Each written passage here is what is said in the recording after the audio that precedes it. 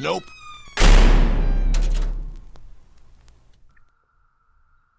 If you live near the woods and are in a certain part of the United States, I'm sure you've heard the cicadas. I live out in the middle of the woods, at least 10 miles from the nearby town in northern Kentucky. I wasn't going to say exactly where I am, but maybe if one of you are close, you can come and help me. Everything started a few days ago, when I really listened to the trees. My house is in a small clearing, but I could walk right into the woods if I wanted to. I was standing by the tree line, throwing half-rotting bananas and apples into the woods for the deer to eat, when I noticed just how loud the cicadas were. I mean, they were loud before, but this was on a whole other level.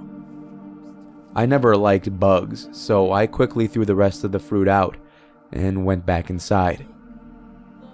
Later that day, I was trying to read in my bedroom, but I couldn't concentrate. The indefinite chirping and buzzing of the cicadas were driving me crazy. I settled for looking out of my window at the apple tree I planted back when I was in preschool, but saw dozens of those awful, crunchy bugs crawling all over it.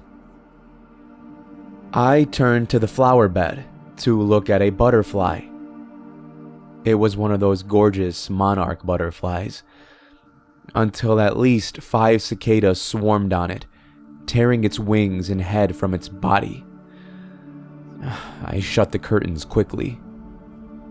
The next day, it was pouring rain, but the cicadas were still buzzing just as loud, if not louder, than before.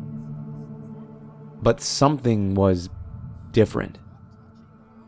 It seemed like the chirps were pulsing, almost. Like they were singing an endless, horrible song of glossy, beating wings. I looked down out of my window and saw dozens of cicadas buzzing around the carcass of some small animal. That definitely seemed wrong. I was about to Google if cicadas ate meat, but my mother called me from my room. I don't remember the exact quotes, but this is how our conversation went. "I need some help pulling weeds out of the flower beds.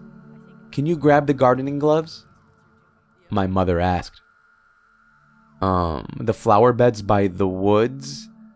I asked nervously. "No, the ones on the moon. Yes, the flower beds by the woods. What other flower beds do we have? Now, will you please go get my gloves?" "But, Mom, what about the cicadas? They seem off." "They are just bugs. Honestly, Carmen, I thought you'd have gotten over this by how long we've lived here," my mother said, exasperated. "Please, just go find the gloves." I defeatedly walked into the garage, but had to stop at the sheer volume of cicadas. I quickly dug through a tote and found 2 pairs of gardening gloves. My mother and I walked to the flower beds, tools in hand. I was nervous the entire time and had to cover my ears once or twice to keep the buzzing out of my head. Even my mom looked weary. My mother started instructing me. "Why don't you start over at that end, and I'll start over—" "Sweet Jesus!" I snapped my head up and saw, to my horror, thousands of cicadas surrounding my mother, who had a single foot in the woods. I did not have time to react, as they tore the flesh from her face. "Run! Run, Carmen!" was all she got out, until she succumbed to screeching in horror. I wish I could say I stayed, but honestly I didn't see any sense in that. How could I fight off a zillion bugs? I turned on a dime and started booking it towards the house until the cicadas caught up with me. But by then I only had one thought in mind. These are not cicadas. I thrashed around on the ground, hearing that awful crunch as I crushed them. These are not cicadas. I heard the screeching, pulsing chirps of those bugs drown out the horror-struck screams from my mother and me. No one else could hear them. These are not cicadas. By a stroke of dumb luck, I was able to regain my balance and took off into the house. I was able to make it inside with only a half dozen making it in with me, which I crushed with some difficulty. I inspected one of the not cicadas and saw that it was at least twice as big as a regular one I'd see on the news. It had a strange bluish tinge, and it had horrible fang-like pincers, which explained the numerous cuts and bites that were already swelling up. The next thing I knew, I was on the floor, with my hands over my ears, as the not cicadas seemed to be howling. It sounded as if a plane was taking off in my backyard.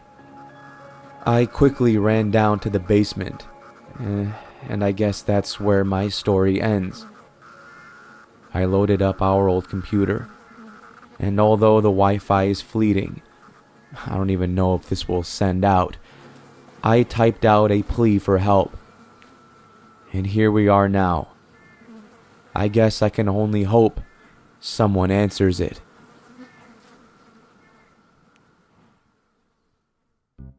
Thank you for listening, and I hope you enjoyed this week's story.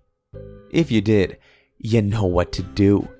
Take that like button and just devour it with your fang-like pinchers. Shout out to the author of this story, Reddit user Petalfrost. I will leave a link down below if you want to check out more of their work. But until next time, everybody, remember to stay safe out there. I'll be seeing you in the next video.